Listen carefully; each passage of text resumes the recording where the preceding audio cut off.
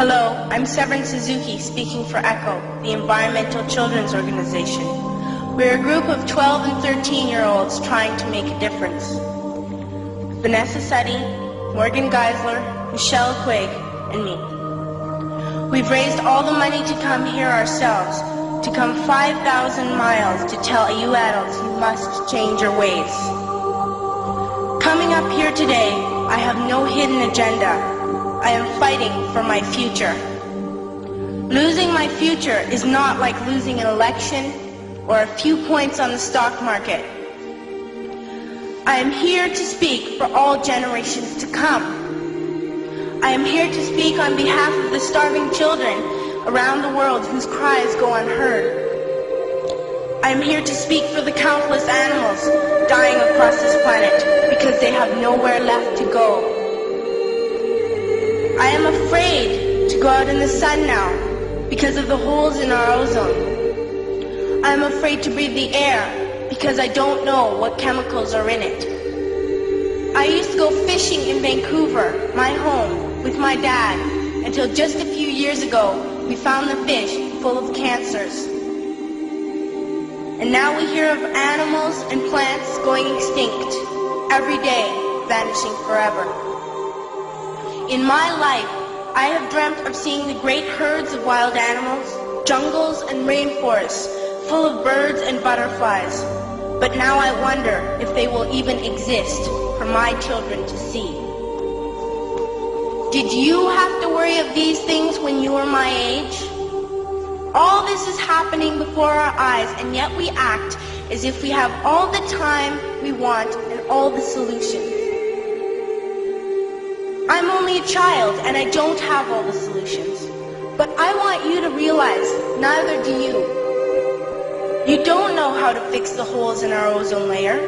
You don't know how to bring the salmon back up a dead stream. You don't know how to bring back an animal now extinct. And you can't bring back the forest that once grew where there is now a desert. If you don't know how to fix it, please stop breaking it. Here, you may be delegates of your government, business people, organizers, reporters, or politicians, but really, your mothers and fathers, sisters and brothers, aunts and uncles, and all of you are someone's child. I'm only a child, yet I know we are all part of a family, 5 billion strong, in fact, 30 million species strong.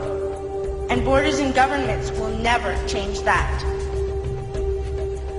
I'm only a child, yet I know we are all in this together and should act as one single world towards one single goal. In my anger, I am not blind, and in my fear, I am not afraid of telling the world how I feel. In my country, we make so much waste. We buy and throw away, and yet northern countries will not share with the needy. Even when we have more than enough, we are afraid to share. We are afraid to let go of some of our wealth. In Canada, we live the privileged life, with plenty of food, water, and shelter. We have watches, bicycles, computers, and television sets. The list could go on for 2 days. 2 days ago, here in Brazil, we were shocked when we spent time with some children living on the streets. This is what one child told us. I wish I was rich. And if I were, I would give all the street children food, clothes, medicines, shelter, and love and affection. If a child on the streets who has nothing is willing to share, why are we who have everything still so greedy? I can't stop thinking that these are children my own age, that it makes a tremendous difference where you are born.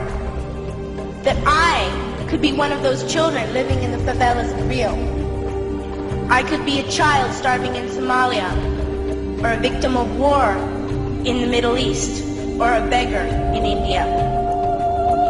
I am only a child, yet I know if all the money spent on war was spent on finding environmental answers, ending poverty, and finding treaties, what a wonderful place this earth would be.